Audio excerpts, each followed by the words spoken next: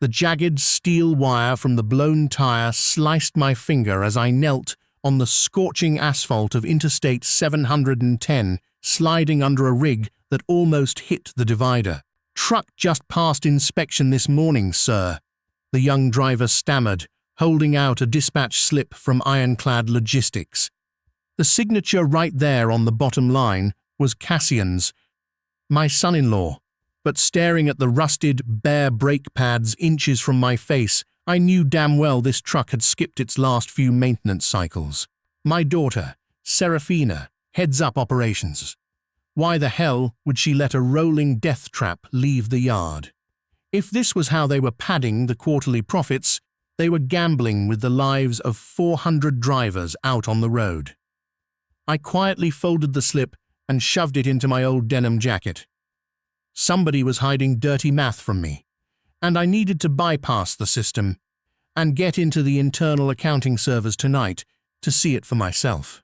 If you caught your own kids risking innocent lives to squeeze out a few extra bucks, would you look the other way, or would you step in and stop them?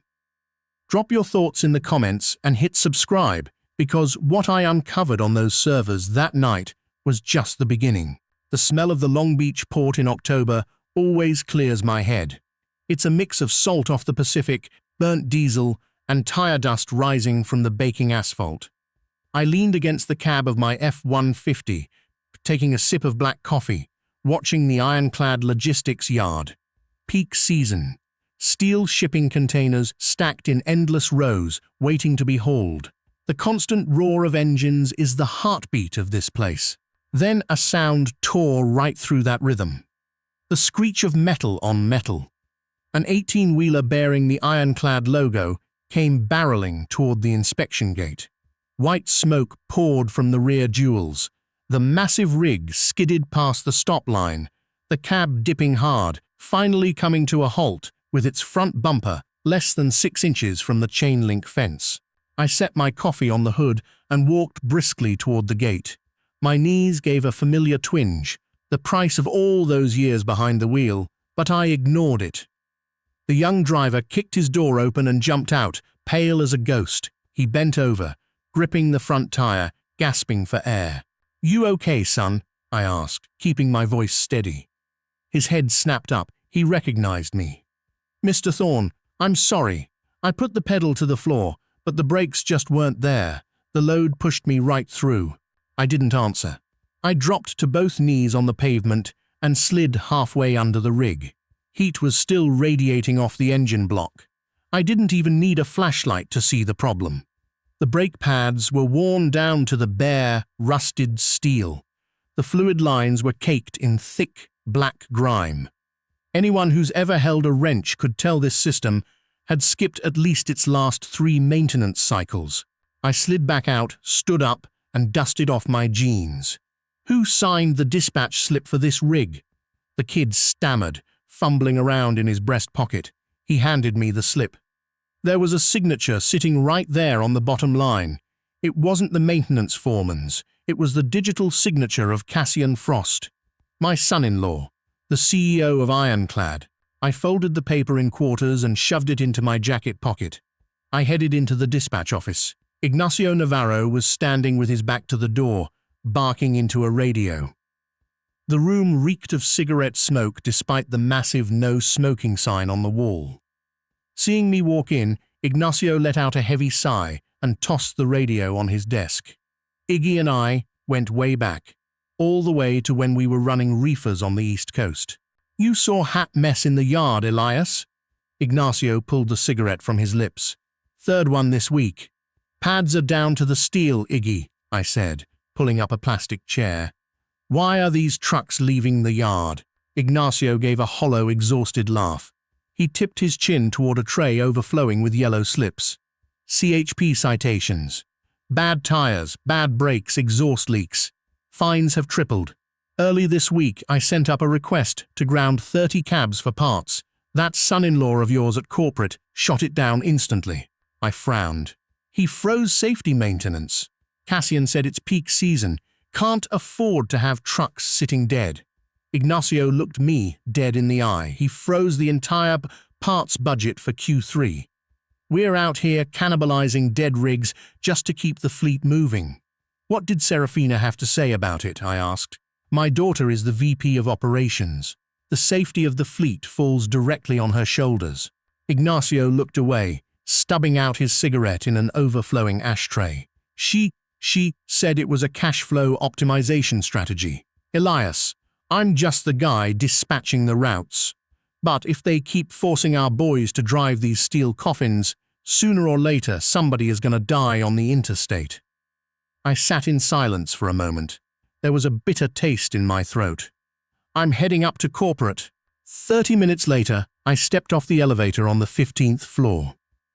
Ironclad's headquarters was all polished glass and thick carpets, a sharp contrast to the grime of the rail yards.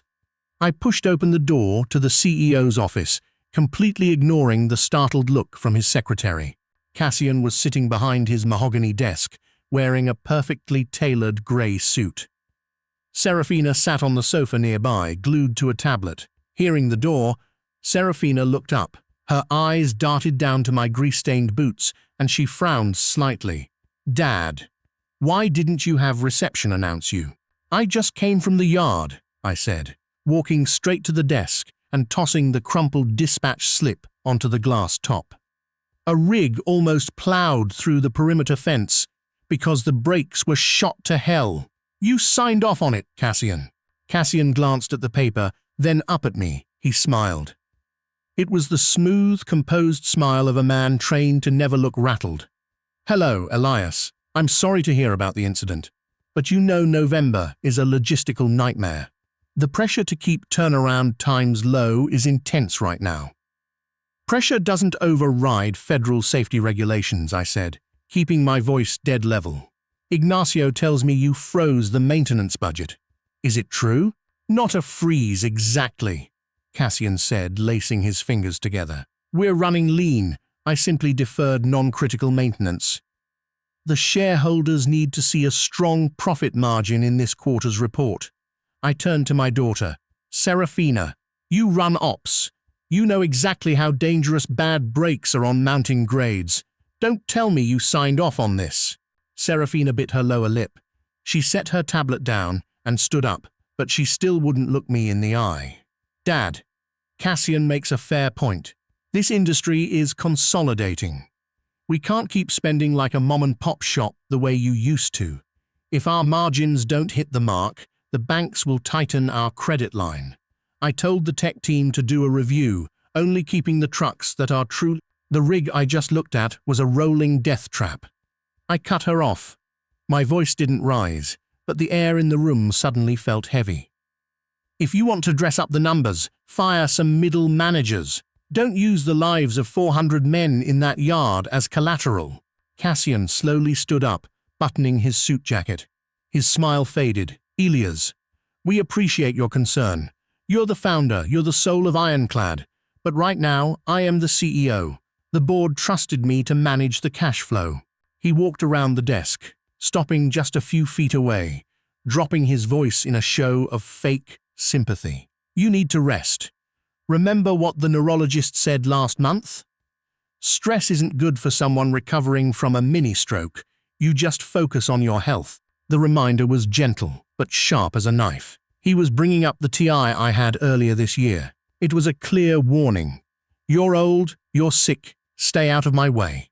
I looked at Cassian, then over at Serafina.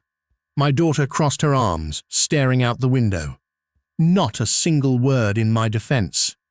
The corner of my eye twitched. I realized right then that I couldn't speak as a father in this room anymore. Cassian wasn't stupid. He wouldn't risk violating DOT regulations just to save a few pennies. He needed a massive influx of cash redirected immediately for something else. Something much bigger. All right, I gave a slow nod, picking the slip back up off the desk. I just wanted to make sure you two know exactly what you're doing. I turned my back and walked out. No arguing, no threats. The truth was never going to be found in their slick corporate excuses. It was going to be in the numbers. 11 o'clock that night. My house was dead quiet. I sat at my desk, taking a sip of cold black coffee. The glow from the laptop screen lit up my face. If Cassian had slashed 60% of the maintenance budget, that money had to be moving somewhere through the system. Even though I'd stepped back, I still retained founder-level access to the internal accounting servers. I needed to see the Q3 statements. I needed to know what they were doing with my company. I typed in my usual ID, entered the password, hit enter. The browser spun for a few seconds. I held my breath, waiting for the familiar admin dashboard to load. But the screen suddenly flashed white.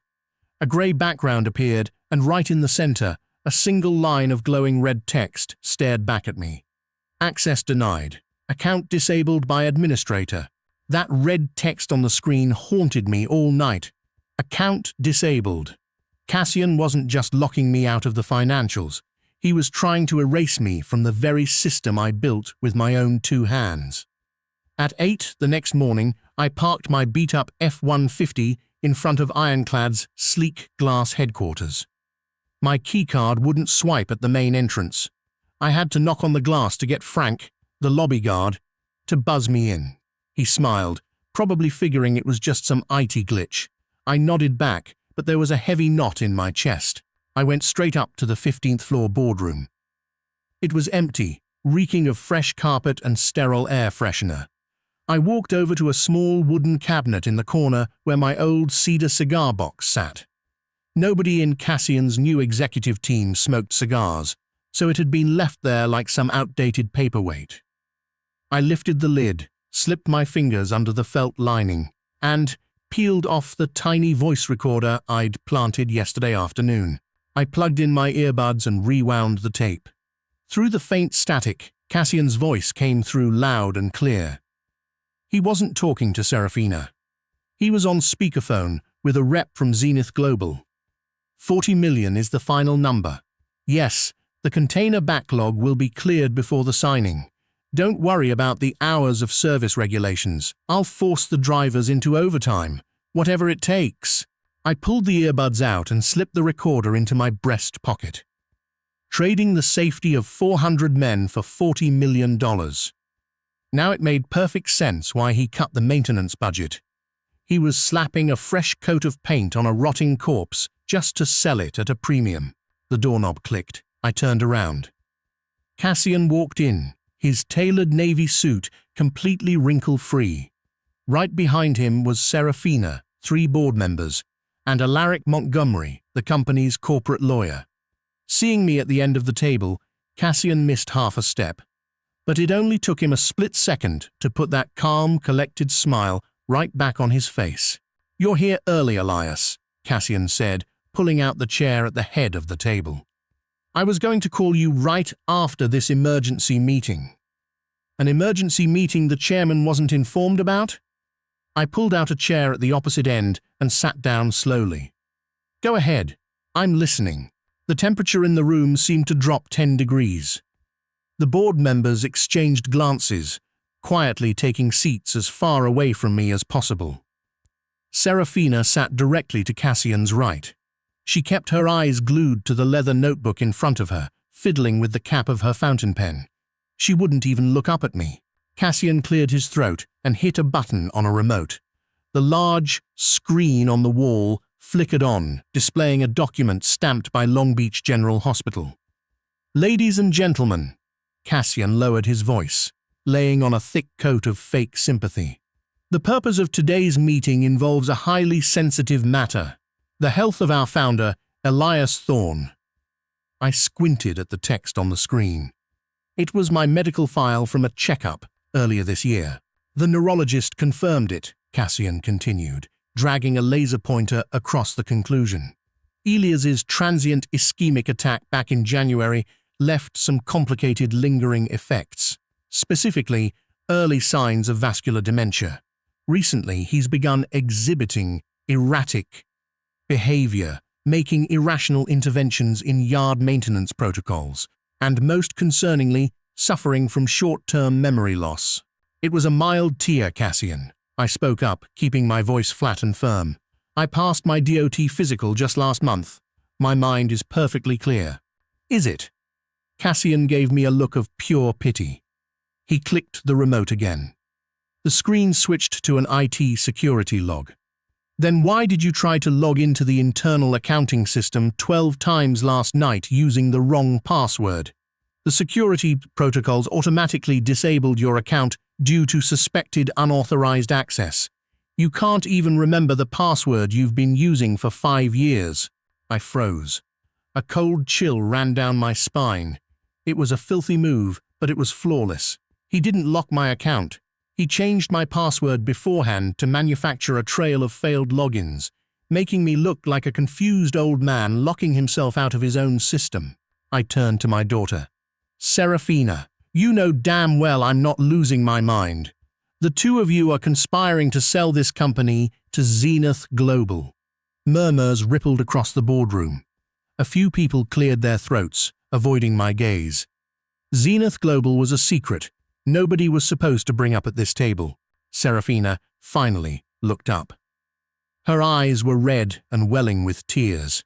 Either she was putting on the performance of a lifetime, or deep down, she had actually convinced herself she was doing me a favor. Dad, her voice trembled. Please, just stop. You called a mechanic to inspect trucks this morning when they were already cleared for dispatch. You forgot your passwords. You're acting paranoid and suspecting everyone, even me. We don't want to watch you destroy your own legacy because of this illness. It's time for you to rest. A heavy silence swallowed the room. Serafina's words hit me right in the chest, sharp as a blade. It didn't hurt because it was clever. It hurt because it was swung by the one person I never raised a shield against. I spent half my life driving through the night, eating cold meals at truck stops so she could attend the best boarding school on the West Coast. And now, she was using that expensive, refined education to legally erase me. Based on the current situation, I motion to invoke Article 4B of the corporate bylaws, Cassian declared, not wasting a single second of my vulnerability. To suspend the chairman's executive authority for medical reasons, all in favor. The 3 board members' hands went up immediately. They didn't give a damn if I was crazy or not. All they saw was a massive buyout check. Serafina bit her lip, then slowly raised her right hand. A supermajority. I was backed into a corner. The anger flaring in my chest forced my hand. I reached into my pocket, pulled out the digital recorder, and set it down hard on the glass table. The plastic clicked sharply against the glass. Are you all worried about my health? Or are you worried about your $40 million merger getting exposed? I hit play.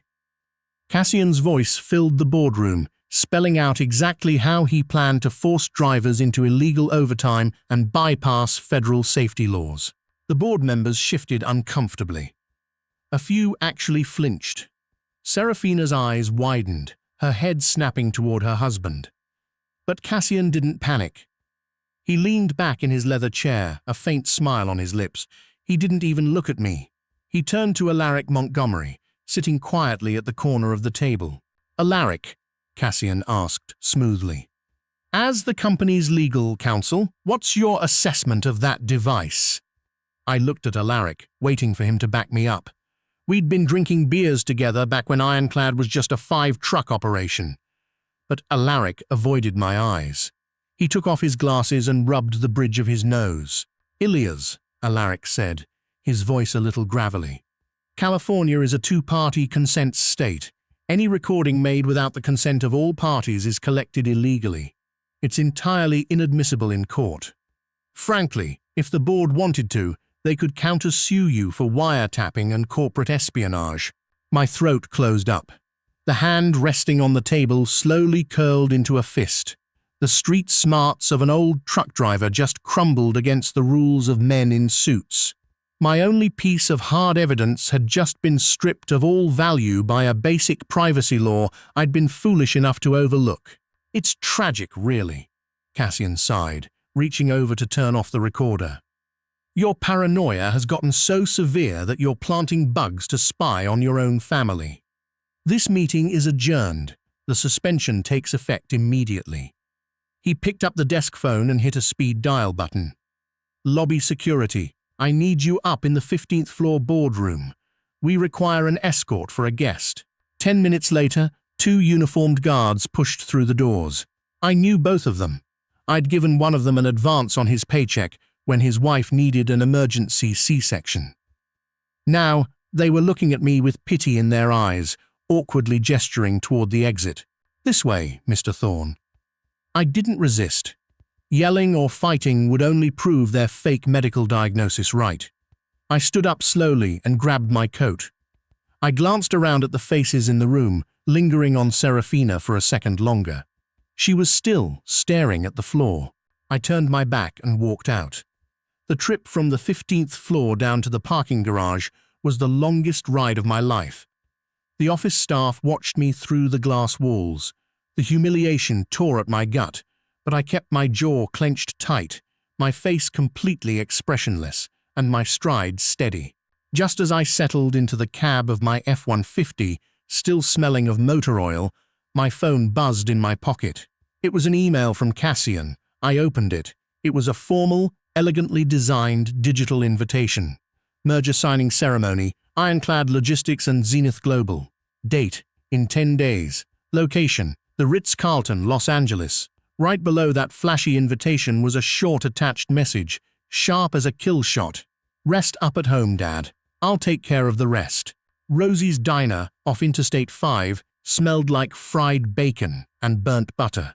A far cry from the expensive, filtered air on the 15th floor of Ironclad. This place smelled like sweat and hard work. The smell of the world I actually belonged to. I sat in a corner booth, taking a sip of watered-down coffee. The sticky Formica table held my phone, still displaying Cassian's digital invitation. 10 days. Alaric was right. If I filed a lawsuit now, the legal battle would drag on for years. Cassian would have more than enough time to close the Zenith Global deal, pocket $40 million, and leave behind an empty shell. I made a mistake thinking I could use suits' rules to beat them on their own turf.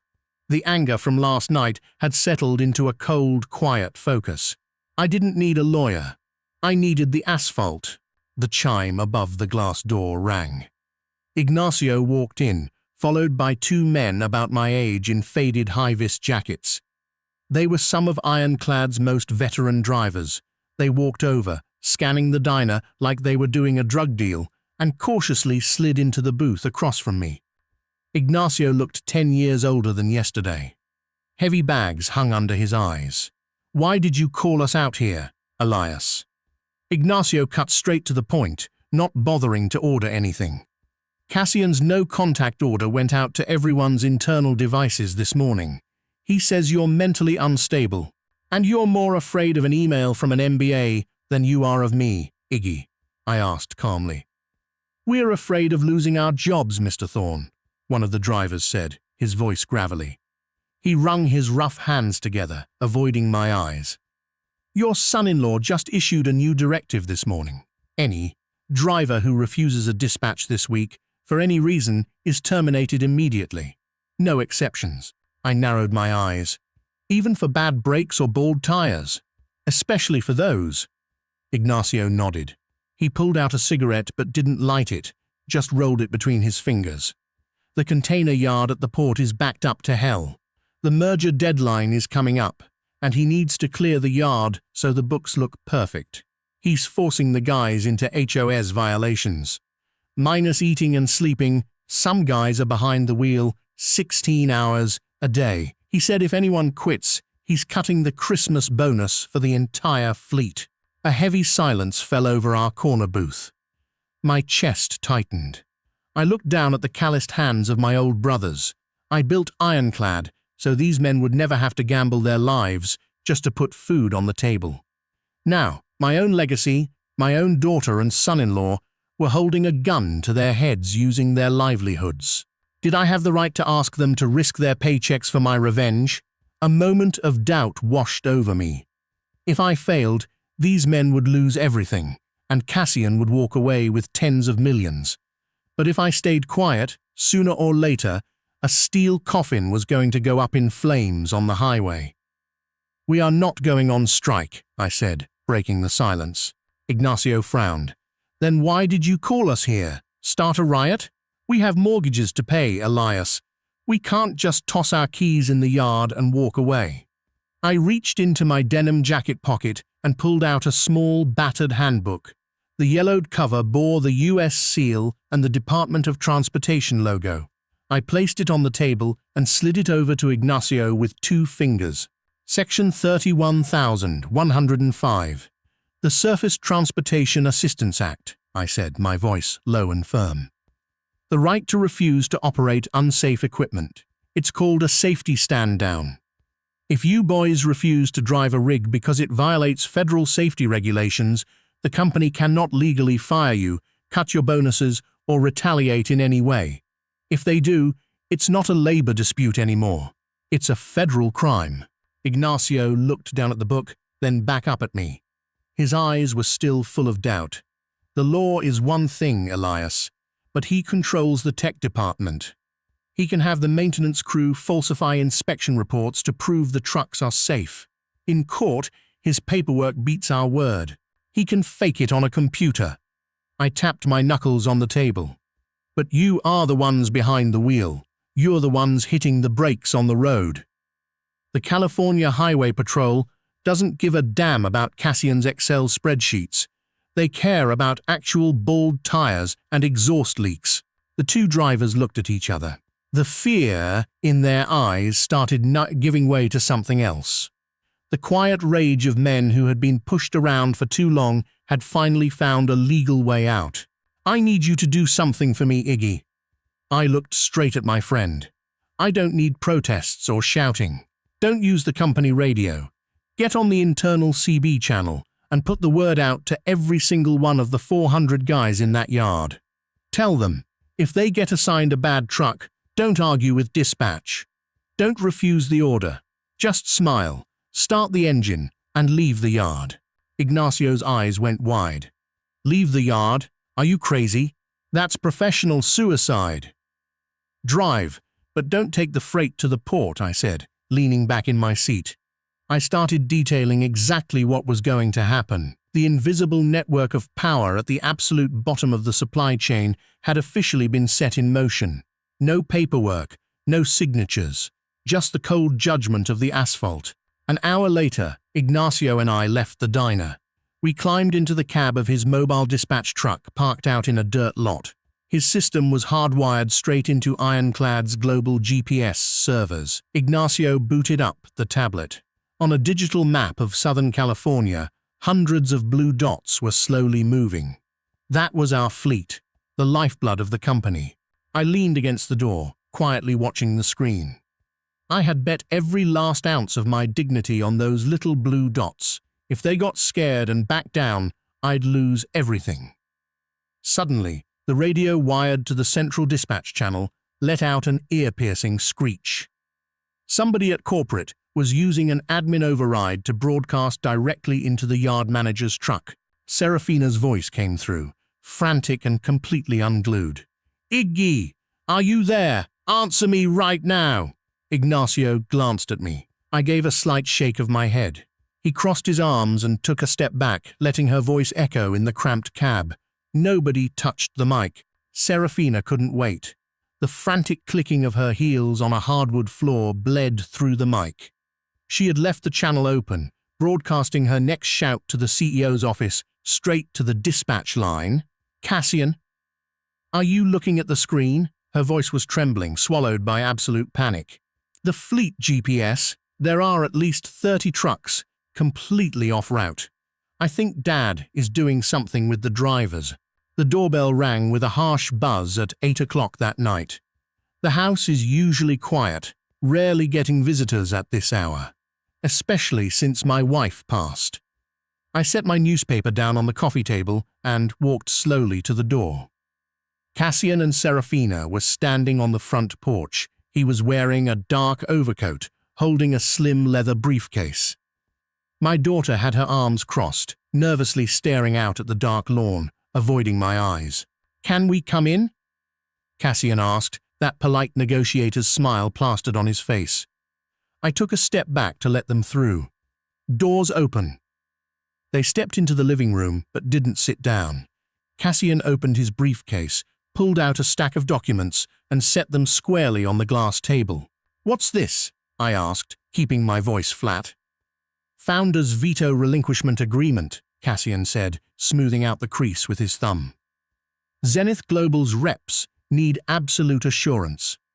They don't want a former chairman with health issues suddenly pulling a last-minute veto to freeze the deal." I looked at the papers, then up at him. "You took my executive seat with a fabricated medical file. Now you want me to hand over my very last shred of control over my own company, just keeping things smooth, Dad. And if I say no?" I crossed my arms. Cassian sighed. A heavy, completely fake sigh of regret. He gave Serafina a slight nod. She bit her lip hard, reached into her purse, and pulled out another piece of paper. No ironclad logo on this one. It was a petition stamped with the red seal of the California family court. "Dad," Serafina said, her voice shaking a little, but every word crystal clear. "Cassian's lawyer already drafted a restraining order. Based on your neurological records, your dementia could lead to unpredictable, violent behavior. If you don't cooperate, I'll be forced to file it with the court." My chest tightened, like somebody had just hit me with a sledgehammer. A freezing chill ran down my spine. "What are you talking about, Serafina? I can't let someone who's mentally unstable around my son." She looked up, meeting my eyes for the first time all night. "If you don't sign that paper, you will never be allowed near him again. The court will protect my son."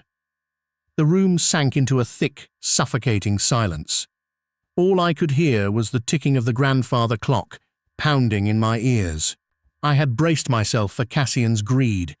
I expected his ruthless corporate moves, but I never imagined my own daughter would use the grandson I read bedtime stories to as a bargaining chip. It was a sharp, brutal betrayal that severed the last bit of naive hope I had. The hope that she was just being manipulated by her husband. No. Serafina knew exactly how cruel she was being. They were backing me into a corner. They wanted to see me break. If I refused, the court would use that fake medical file to strip away my right to be a grandfather. A legal battle would drag on for years, and I'd lose everything. The company and my family. I rubbed a hand over my face. My shoulders slumped. For the first time in front of them, I didn't try to hide how tired and old I felt. I needed them to believe this hit had actually broken my back. The trap could only spring if the prey was completely convinced it was the one in control. "You two really thought this through," I said, my voice hoarse, reaching for the pen on the table. "You're doing the right thing to get some peace," Cassian smiled. I flipped to the last page and scribbled my signature on the dotted line. I tossed the paper and the pen back onto the table and turned my back, walking over to the window. "Take it and get the hell out of my house." Cassian carefully packed the documents into his briefcase. He buttoned his coat, carrying himself like a man who had just won an absolute victory. "Thank you, Dad. I'll send a car for you on the morning of the Zenith signing. They want to see a united front." The moment the engine of their luxury sedan faded around the corner, I turned back around. The frailty and defeat on my face vanished instantly, replaced by a cold, quiet focus. I pulled my phone from my pocket and dialed Ignacio. He picked up on the second ring. "Iggy, it's me." "Elias, how'd it go?" "They just left. The merger isn't going to face any legal hurdles from me anymore." I took a deep breath. "They think I surrendered. Their guard is totally down." "Understood." Ignacio's voice dropped low. I heard the click of his radio mic in the background. "I'm getting on the internal CB right now. You absolutely sure about this?" "Send the signal, Iggy. Code 99. 3 days later. Friday morning. The sky over Long Beach was crystal clear, but the air inside the CEO's office at Ironclad was buzzing with the adrenaline of a corporate buyout about to cross the finish line. I sat quietly on the black leather sofa, my hands resting on my knees. Cassian had insisted I be at corporate before they headed over to the hotel for the signing ceremony. He wanted me here, right under his thumb, just to make absolutely sure there were no last-minute hiccups. Serafina stood by the window, constantly checking her phone. She was wearing an elegant white silk dress, her hair pulled back perfectly, totally ready for tomorrow's business magazine covers. Cassian stood in the middle of the room with an espresso in his hand, his eyes glued to the massive screen on the wall. The dashboard was displaying the live GPS map of the entire ironclad fleet. Hundreds of blue dots were blinking, fanning out from the central yard. "See that, Dad?" Cassian looked back at me, a smug smile plastered across his face. 7:30 in the morning, 100% of the fleet is out of the yard. Not a single guy had the guts to strike or push back.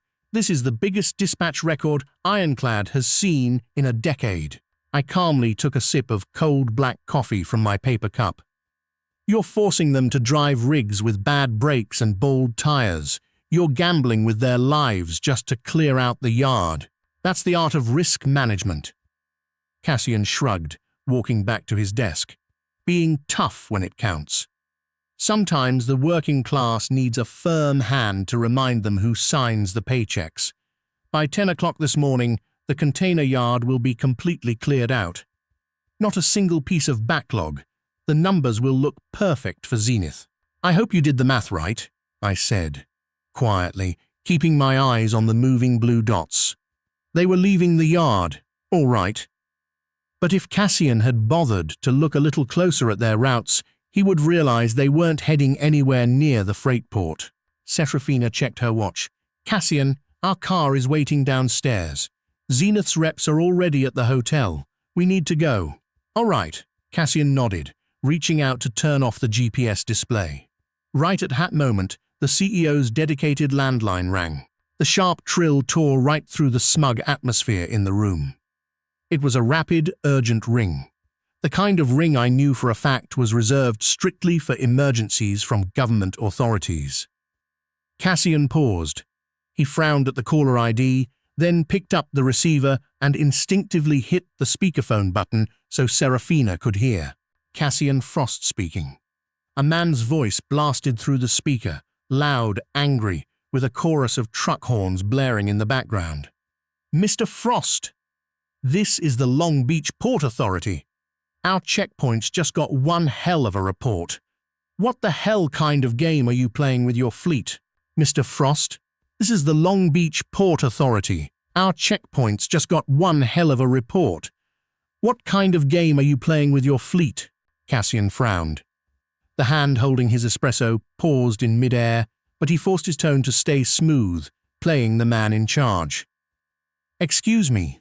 Our GPS dashboard shows 100% of the ironclad fleet has left the yard. You people should be busy opening the gates for them. There isn't a single one of your rigs at the port, Frost." The sharp voice over the speakerphone bit off every word. "They aren't hauling freight. They're parked shoulder to shoulder at the highway patrol inspection stations up and down the I-710. All 400 of them." The blood drained completely from Cassian's face. He slammed the receiver down, taking a half step back until he bumped into the edge of his desk. "What's going on?" Serafina stepped forward, her voice starting to shake. "The drivers," Cassian muttered, his eyes darting back and forth. "They didn't go to the port. They detoured." He took a deep breath and smoothed the lapels of his suit jacket, forcing himself to regain his composure. "It's fine. It's just a last-minute extortion strike. Once we sign with Zenith, we'll have the cash. I'll fire every last one of them and hire independent contractors." He turned to look at me. The smug smile was gone, replaced by pure defensive paranoia. "This little stunt of yours isn't stopping the merger, Dad. Let's go. The car is waiting." An hour later, the 30th floor of the Ritz-Carlton, the executive suite, was flooded with natural light, overlooking all of downtown Los Angeles. The air up here was sterile, completely insulated from the noise and exhaust of the freeways below. Zenith Global's representative, a man in his 60s wearing a charcoal suit, sat at a long oak table. In front of him sat a thick stack of merger documents and an uncapped gold fountain pen. I quietly picked an armchair in the corner of the room, sat down, and rested my hands on my knees. Cassian and Serafina walked up to the table. Cassian played the perfect CEO. If I didn't know the truth, I would have believed he was holding the reins of an unbreakable empire. Mr. Frost, Mrs. Frost, and Mr. Thorne. The Zenith rep nodded in greeting. It's a privilege to see the whole family united for this historic milestone for Ironclad. The 40 million is ready in escrow. Shall we begin? Absolutely, Cassian beamed, reaching out to take the pen. Right as the nib of his pen was about to touch the paper, the cell phone in my jacket pocket buzzed. I pulled it out slowly. The screen showed Ignacio's number. I answered the call and immediately hit the speaker icon. The tinny electronic sound shattered the formal quiet of the room. Elias, Ignacio's voice came through, backed by a deafening chorus of air horns and shouting crowds. I'm down at the I-710 way station. You need to hear this. Cassian threw the pen down on the table. He glared at me, his composure completely gone. What the hell are you doing? Turn that off. He turned back to the Zenith rep with a strained laugh. I am so sorry. My father-in-law hasn't been in his right mind lately. He's been having these episodes. I'm afraid I'm not the unstable one, Cassian, I interrupted calmly, sliding the phone toward the center of the glass table. A stranger's voice came through the speaker, authoritative and ice-cold. Mr. Cassian Frost, this is Chief Inspector Miller with the Federal Department of Transportation. This morning, all 400 of Ironclad's drivers officially invoked a safety stand-down. They are exercising their right to refuse to operate unsafe equipment under the STAA.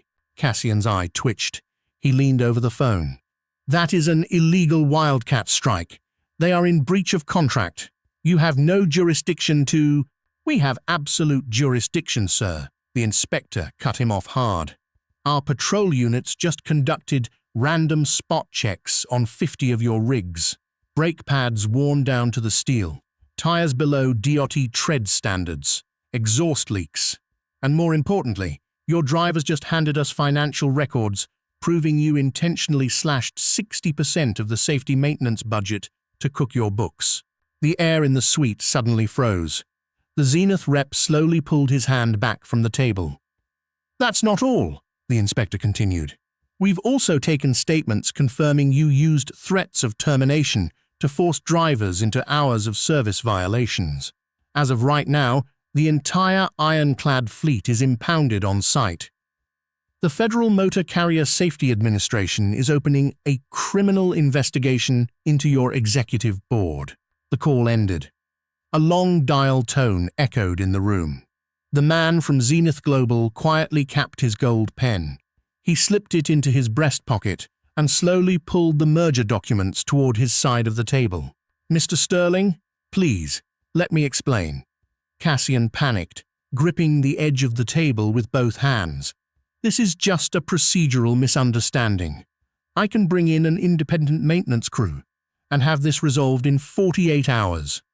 Our contract was predicated on Zenith acquiring a fully functional supply chain, the grey-haired man interrupted coldly.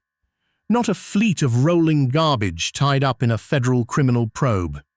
Zenith isn't paying $40 million to inherit millions in DOT fines and a CEO facing prison time. He shoved the folders into his briefcase. The deal is off. Good day, Mr. Frost. The heavy wooden door clicked shut behind him. $40 million vanished from the room, taking every ounce of Cassian's ambition with it. Cassian stumbled back and collapsed into a chair. His broad shoulders shook. He just stared blankly at the wall. The supply chain was broken. Port demurrage fines were piling up. Thousands of delivery contracts breached, and a federal prison sentence was hanging over his head for gambling with his drivers' lives. Ironclad hadn't just lost its valuation. It had gone bankrupt right at this table. Serafina stood frozen. She looked at her husband, then turned to look at me. Tears started streaming down her perfectly contoured face. They weren't tears of remorse. It was the absolute panic of someone who had just lost her entire identity and status. Dad, Serafina choked out, her voice cracking. You're crazy. You just killed the company you built with your own 2 hands. You ruined this family. I stood up slowly and buttoned my faded denim jacket. I looked at my daughter. There was no anger left. No pain either, just a quiet, peaceful emptiness. "No, Serafina," I said, my voice low and steady. "I just took the keys out of the ignition. You two were the ones driving it off a cliff." I turned and walked out of the room. I didn't look back. I didn't need to stick around to watch them crumble. That night, I sat at a rundown truck stop off Interstate 5. Ignacio's rig was parked right outside. Holding a mug of hot black coffee with both hands, I watched the highway traffic blur past the fogged-up glass. I had lost a multi-million-dollar empire.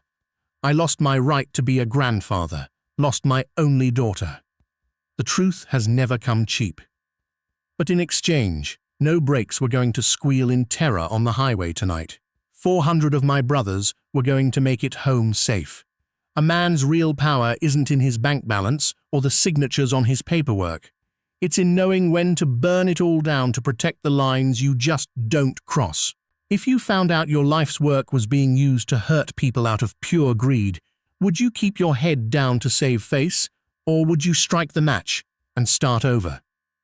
Let me know your thoughts down in the comments, and don't forget to subscribe.